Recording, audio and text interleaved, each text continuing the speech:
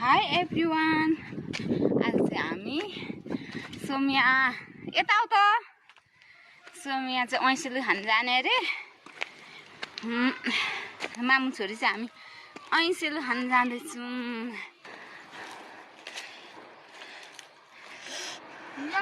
मामु चाहिँ मुनि त माथि देखाइसकेको। मामु टिप्ने मान्छेलाई देखाउँदैन भयो त हुँदैछ त। एकखेप बन्द गरेर फेरि खोला त। ओइ टिप्नै सक्यो कसरी टिप्दैन खडे आउच कहाँले बस्नु चालु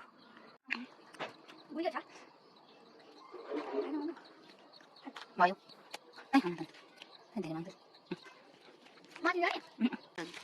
के भयो अनि जाम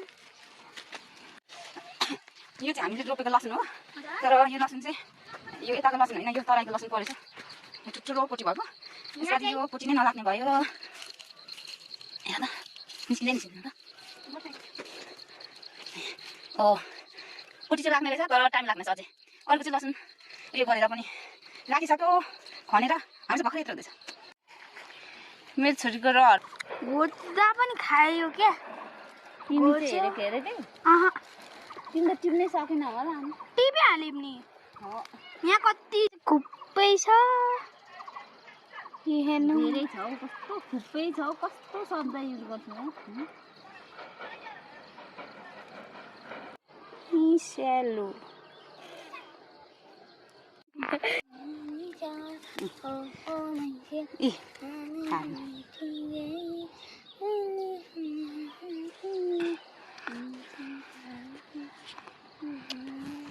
बच्चाहरू कहाँ यहाँ देखाउँ।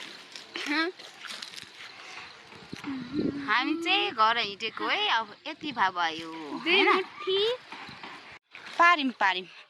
हाम्रो यो एउटा भए पनि लसुन टिपिङ टिपिङ हस् के को लागि टिपिङ।